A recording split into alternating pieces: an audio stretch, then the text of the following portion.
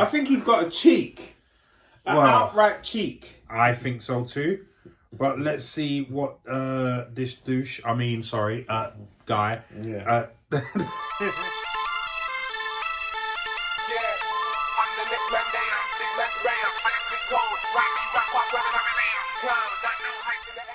Our next topic, unfortunately, is another director slamming superhero films.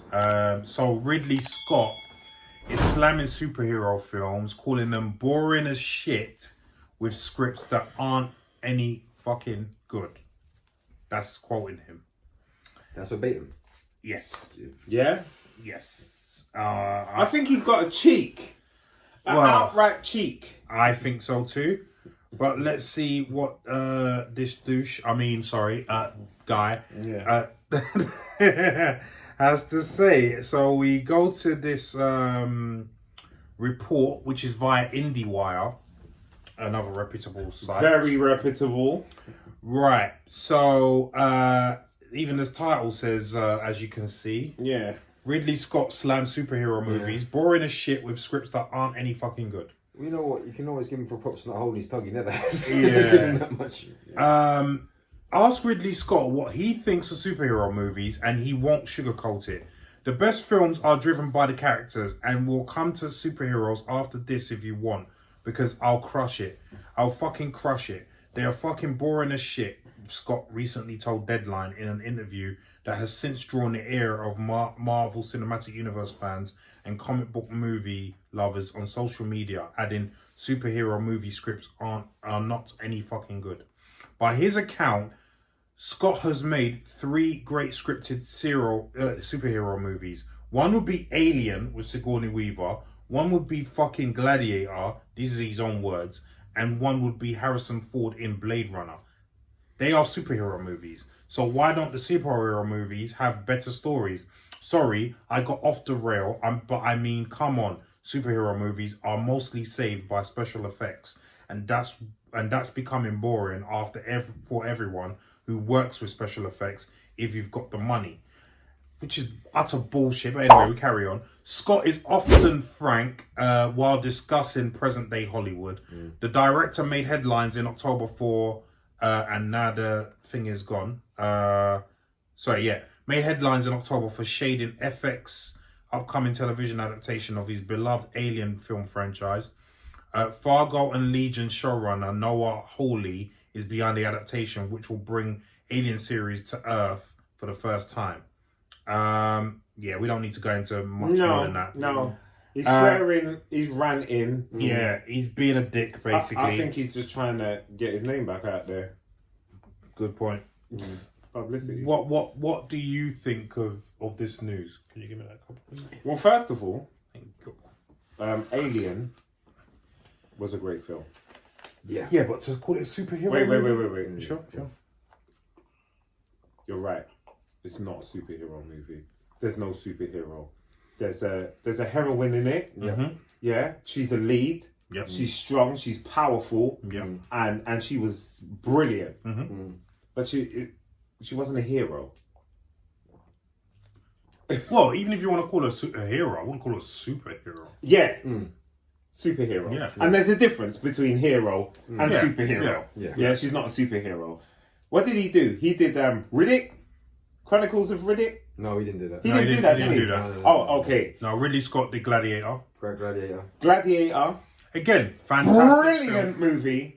Hero, not superhero. Not superhero. And there's a difference. Yes. And that's it. So there's the superhero universe and then there's your hero. But did you hear what he said in that article? He was trying to claim that it's all special effects, these superhero movies. There's no story to it. No, but which is absolutely... the thing is, like you said before, everything has to make sense. The superhero, it takes more work to make them make sense and overlap and fit into each other than what he's doing. He's doing one thing. Right. They're bringing about 12 different dimensions and making it work. All fit in, yeah. Right. Yeah. And the skill that goes into just that alone, that somebody has to oversee that.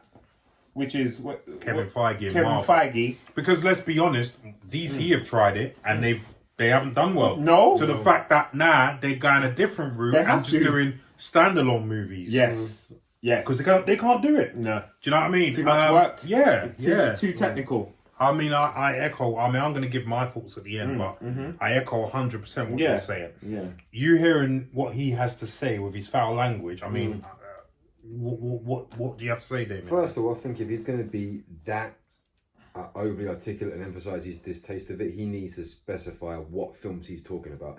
Because as you just rightly said, DC Universe hasn't held up the mantle as well as Marvel has, not by any way, shape or form. So if he's going to come forward and say, yeah, Batman vs Superman was part of the shit, I won't watch that, I could give him a few points for that. You know, if he's going to say, I wouldn't go again and watch Avengers, I'd be like, well, come on, the writing is actually very good. There are stakes, and I'll get back to the point on stakes in a second, but there are elements of that film where the audiences are drawn in and enjoy the narrative other than just the special effects. If he's going to turn around and say, right, there's no stakes in comparison to his films like Gladiator, I get it because they're finite. Like, there's an ending to it. Even though they're making Gladiator 2, but there's an ending to it. You know, is Maximus going to come back from the dead? I don't know. But there's an ending to it. Whereas with Marvel, it's got to the point now where you can literally just, someone can die and they come back again, and then the stakes start to disappear. That's the only thing I can go along with. Bar that, are they trash? No. Did I make a lot of money because people enjoyed them? Yes. Are they Fast and Furious 9? No. That I can say to you, right, you can attack those movies. Trash. Because 9, no. Trash. But when, to the point of begging The Rock to come back. Right. But when you look at the Marvel movies and the run they've got, they actually have good narrative. They have good characters. They have decent directing. They have innovative directing. They have innovative storytelling. As you just said, the way that it's been shepherded by Feige, it's been dealt with in such an intricate way that you respect the work he's doing. So I've got a bit of an issue with it. I mean, do I have issue with Ridley Scott as a director? No, because even though I think his last few films kind of fallen off, I didn't really enjoy Alien Covenant that much. No. I thought The Counselor, the ending was a bit... I mean, he's narratively, he's fallen off a little bit, his last few films. Yeah. And I don't know if it's because of that, because he hasn't been well received as of late. I mean, even the one he did with Mark Wahlberg about the stockbroker or whatever it was, that had to be reshot with Chris Columbus after Kevin Spacey went through that whole fiasco. Oh, yes. I mean, that, after all those reshoots, that didn't get very warmly received. That's right. You know, Exodus, Gods and Kings. I didn't. The less we say about that, the better. So, you know. And if you want to talk about a superhero movie, that's technically your only superhero movie, narratively speaking. Well, the less we say about that film, the better. We've already. I just don't think he's done enough to be able to say that. I disagree with that because it's Ridley Scott. He's done a lot. No, but when I say in that genre. Okay, I would even say he has never touched the superhero. The closest he's got is probably Legend from like the 80s. Yeah, that's probably the closest he's. That's the closest he's got. Yeah, and that's not good enough. Yeah. My problem with what he has said was he's basically to paraphrase what he said. There's no story in these superhero movies, and it's all special effects led. That's it. People are just watching it for the special effects. Well, my friend, I'm sorry, but I have to tell you that's utter bullshit. What you're saying. If you go as Damien said. Maybe some of the DC roster or most of the DC roster, but even if we're going to take DC before we even go to Marvel, you got Joker that just made $1 billion. Dark Knight franchise. With Christian Bale. There you go. Are you going to tell me that narratively that wasn't good? Yeah. Do you know what I mean? Yeah. You know. And then let's go to Marvel now, who are smashing it out of the park. Are you going to tell me that Infinity War did not have depth? Do you know what I mean? That the story wasn't relevant to today and also very coherent? Are you really going to tell me that? Are you going to tell me that Black Panther the story was not done well?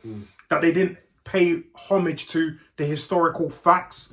Is that what you're trying to say? Do you know? Are you trying to tell me that they didn't adapt Civil War, which was different from the comic Civil War, into a narrative that works well on film? This is what I'm saying. Obviously, when it comes to directing, you know more than me, of course. You know, there's no question about that. But if you're trying to tell people that comic book movies have no story and it's all special effects led, I'm sorry, but you're wrong. And you know, you are seriously wrong. And I don't know what it is about these old time directors like Scorsese, who's come out and said same thing. I don't know what their problem is with superhero movies. I really don't know what their problem is. I mean, the only thing I can see they may have an issue with is because they're not able to get the films they want to get kind of greenlit or get the budget they want to, because so much focus now from the studios is being placed on these movies because they know they make money. Like when you look at Scorsese, he couldn't get the money put forward for The Irishman. But then, but sorry to cut you there. Go. But you're asking for 200 million plus for a film that everyone knows Scorsese's films doesn't make that kind of money To be at the box office. Do you know what I mean? It doesn't do it. This is why he couldn't get. He makes classics. He makes good classics, films, but they don't make that kind of money at the box office to justify a $200 million budget. No. You know, this is why no studio would give him that. You know? And you know, this is why no studio will give it. And Netflix had to give it to him. You know? I just don't see...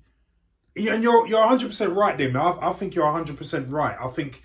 I think a lot of these directors now have seen that their budgets are now going downwards, whereas these superhero movie budgets are going upwards. But as you quite rightly said, that is what's making the money now. That is, the superhero movies are what's driving Hollywood.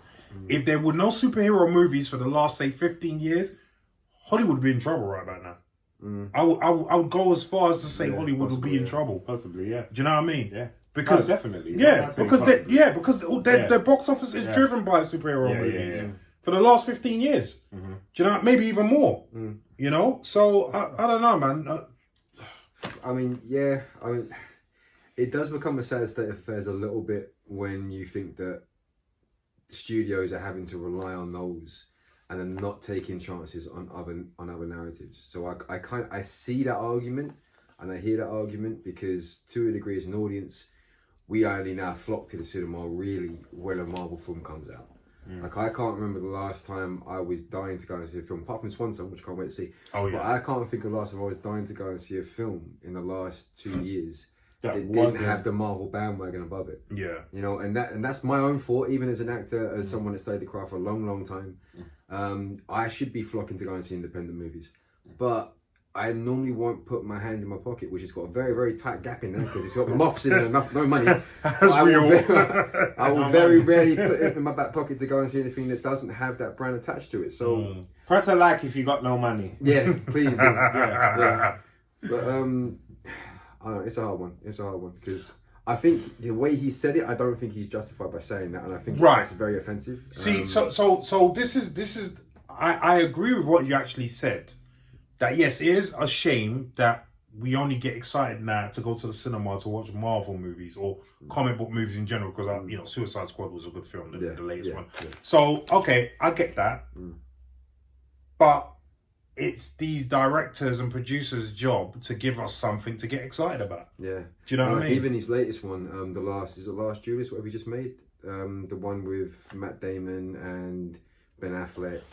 And, I don't know. I don't even know about that. Yeah, it's got Oscar buzz because he's just made House of Gucci as well. Oh, was that Ridley Scott? It, yeah. Okay, I'm interested in watching that. I'm interested in watching that. I'm not. But yeah. Well, just to see the story. You know, he talks about story. You know, let's see it. The Last Duel. That's it. The Last Duel, and that's got an Oscar buzz, but apparently narratively it kind of falls off in the end. That's been the general gist of it. So yeah, I don't know. I mean, the last good thing he made that I liked, and I'm not even seen it all yet, is The Martian with Matt Damon. That's probably the last decent film he made. Yeah, did you watch The Martian? I did. Martian was very good. I did like that. Martian was very good. I did like that. So that's 2015. I mean, he's making Gladiator 2, which I'm interested to see where he's going to go with that. If it's a prequel as opposed to a sequel. I think maybe it's just another Gladiator. Well, whatever it is, it can't have Russell Crowe. Have you seen the state of Russell Crowe recently? Bruh. Recently, he's been like that. I for think. a while, yeah. I think the day he walked off a set of Gladiator. No, man of Steel, he turned up. Man of Steel, he got Okay, okay. a little bit. Okay. All right. After then. He wasn't Brando-esque by then, as he is now. But I think he turned to dust. But I think that way. part called for it. I think he was eating a crap load of stuff for that part, though. Yeah. Yeah. From what I heard about it, I think because he did dramatically change weight. Yeah. Because he also did the Mummy with Tom Cruise because he played Jekyll and Hyde, didn't he? Oh yeah. Yeah. He wasn't really fed up in that one. So I think Yeah. I do give that part of the role from putting right on. But going back to Ridley Scott and what he's done. I don't know. I don't like the language he's using. I'm not gonna lie. It's inflammatory language to me to kind of get a headline. That's the way I look at it. That's Yeah. what I said. That's what I said. Yeah, that's to Leon's Bad point. publicity is publicity. Yeah. And because he's attacking the biggest franchise out there right now, of course that's gonna get eyes on him. Of course. So, and I again, like I said, even Denis Villeneuve, who directed Doom, he did the same thing just before Doom came out, and now that I think about it, that was possibly his strategy, because you're dissing superhero movies and the people who watch them, and indirectly the people who starred in them, but then a lot of the people who starred in them are in your movie. Thanos is in there. Do you know what I mean? Batista's in there. Yeah, you know, Jason Drax. Momoa, Aquaman is in there. Right. So They're all in there. Right. Yeah. So you Spider can't. Girl thing is in there as well. You can't get away from this, but I don't know. What do you guys think about this whole attack on superhero movies by Ridley Scott? Do you agree with him? Do you think he's chatting nonsense? Do you like the language that he's using? I mean, it's all very well to be blunt, but I mean, come on, man. Anyway, let us know what you think of all of this in the comments down below.